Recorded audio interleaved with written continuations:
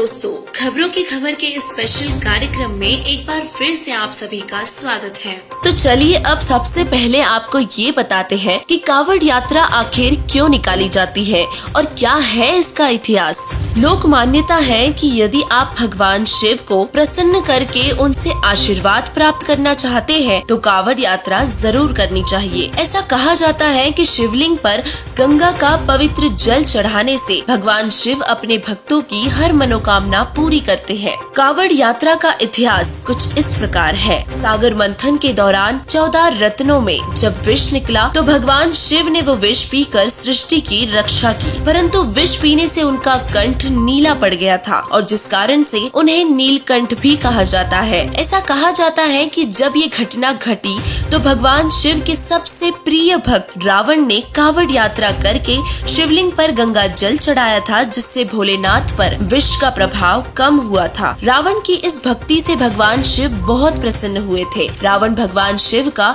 बहुत बड़ा भक्त था। सबसे पहले कावड़ यात्रा करने वाले भगवान शिव के प्रिय भक्त भी रावण ही है। ऐसा माना जाता है कि रावण के अतिरिक्त भगवान राम ने भी कावड़ यात्रा करके शिवलिंग पर गंगा जल अर्पित किया था और उसी दिन से ये मान्यता है कि शिवलिंग पर गंगा जल चढ़ाने से भगवान शिव का विष कम होता है, जिससे भगवान शिव बहुत प्रसन्न होते हैं और अपने भक्तों को आशीर्वाद देते हैं और उनकी मनोकामनाएं पूरी करते हैं। तो अब प्रश्न ये उठता है कि कावड़ यात्रा करने से आखिर क्या लाभ होते हैं। यदि मान्यताओं के अनुसार कहे तो कावड़ यात्रा करने से अश्वमेघ यज्ञ का फल मिलता है। हिंदू धर्म के पवित्र सदग्रंथों में इसका कोई प्रमाण नहीं मिलता। दर्शकों, कावड़ यात्रा सावन के महीने में की जाती है और सावन के महीने में बहुत से जीवों की उत्पत्ति होती है जो हमारे यात्रा करने से पैरों तले कुचलकर मर जाते हैं। संतों का कहना है कि सावन के महीने में तो घरों से बाहर भी कम ही निकलना चाहिए ताकि जीवों की हत्या के पाप से बचे जा सके, क्योंकि जितने जीव प्रतिदिन हमसे मरते हैं उससे कई गुना अधिक जीव सावन के महीने में यात्रा के दौरान एक ही दिन में मारे जाते हैं, जिसका पाप यात्री को लगता है। तो कावड़ यात्रा करना बिल्कुल ही व्यर्थ है, क्योंकि इससे हमें कोई लाभ की बजाय उल्टा हानि ही होती है। और यदि ये मान भी ले कि कावड़ यात्रा करने से अश्वमेघ यज्ञ का पुण्य मिलता है तो पुण्य तो एक हुआ, पर करोड़ों जीवों की हत्या का पाप अलग से लगा। दूसरा ये है कि हिंदू धर्म के पवित्र चारों वेद व पवित्र गीता जी में कहीं भी कावड़ यात्रा करने का जिक्र व आदेश नहीं है, जिस कारण से यह मनमाना आचरण हुआ। और गीता जी में यह स्पष्ट लिखा गया है कि मनमाना आचरण करने वालों को कोई भी लाभ नहीं मिलता और न ही उनकी गति अर्थात मोक्ष होता है। तो इससे स्पष्ट होता है कि कावड़ यात्रा निकालना व्यर्थ है, शास्त्र विरुद्ध है और अंधश्रद्धा भक्ति के तहत आता है। असलियत तो ये है कि ये इस प्रकार की सभी क्रियाएं काल भगवान द्वारा हम सभी को अपने जाल में फंसाए रखने के लिए चलाई हुई है। वर्तमान समय में कावड़ यात्रियों की संख्या हजारों में लाखों में पहुंच गई है। और फिर क्या कारण है कि इतनी तेजी से बढ़ रही धार्मिक भावनाओं के बावजूद मानव मूल्यों में गिरावट आई है। दिन प्रतिदिन समाज में बुराइयां बढ़ रही है और कावड़ यात्रा के दौरान हर रोज कवाड़ियों के आपसी लड़ाई की घटना समाचार पत्रों में देखने को मिलती है। आखिर यह किस प्रकार की भक्ति है जो इंसान के अंदर के व्यसन ही नहीं खत्म कर सकती। बहुत से कावड़ियों को भी कावड़ यात्रा के दौरान नशा करते हुए देखा जा सकता है।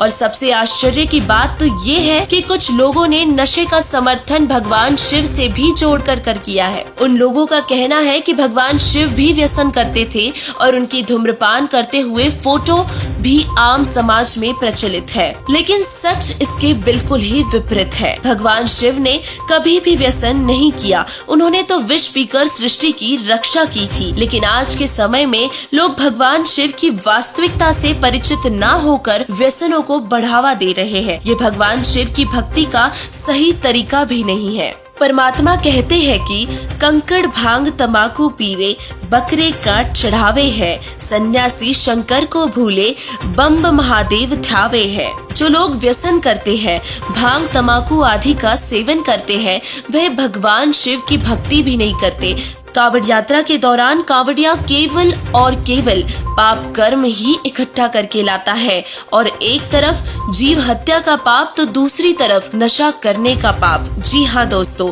आप सभी को पता है कि कावड़ यात्रा के दौरान कावड़िया किस किस प्रकार का नशा करते हैं। सुल्फा, भांग, तम्बाकू, गांजा तो उनके लिए एक नॉर्मल सी बात है, परंतु इस प्रकार शास्त्र विरुद्ध साधना करके हम मोक्ष प्राप्त कभी भी नहीं कर सकते। मोक्ष प्राप्ति के लिए शास्त्र अनुकूल साधना करना बहुत ही जरूरी है, और शास्त्र अनुकूल साधना केवल तत्वदर्शी संत ही बता सकते हैं, जो सभी धर्मों के सदग्रंथों को बहुत ही अच्छे से जानते हैं और शास्त्र अनुकूल भक्ति प्रदान करके अपने अनुयायियों को अनंत लाभ प्रदान करते हैं और उनका मोक्ष भी कराते हैं। आज पूरे विश्व में केवल एक ही तत्वदर्शी संत है, जो हमारे ही पवित्र सदग्रंथों से ज्ञान देकर हमें शास्त्र अनुसार भक्ति विधि बता रहे हैं और सबको लाभ भी दे रहे हैं।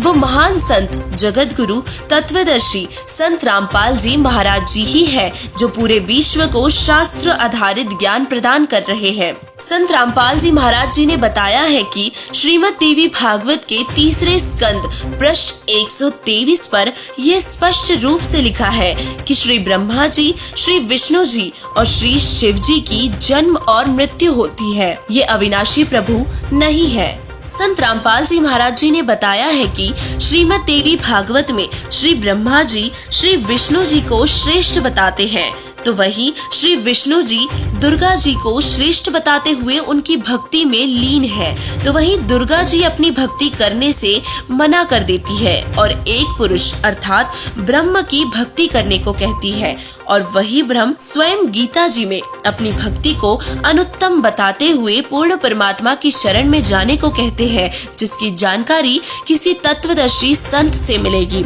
आज वो तत्वदर्शी संत पूरे विश्व को शास्त्र अनुकूल ज्ञान प्रदान कर रहा है। अंत में दर्शकों से हमारा यही निवेदन है कि अपने शास्त्रों को ढंग से पढ़े और समझे। तत्वदर्शी संत रामपाल जी महाराज जी द्वारा बताए गए प्रमाणों को मिलाएं और वास्तविकता से परिचित होकर संत जी से नाम दीक्षा लेकर अपना जीवन धन्य बनाएं।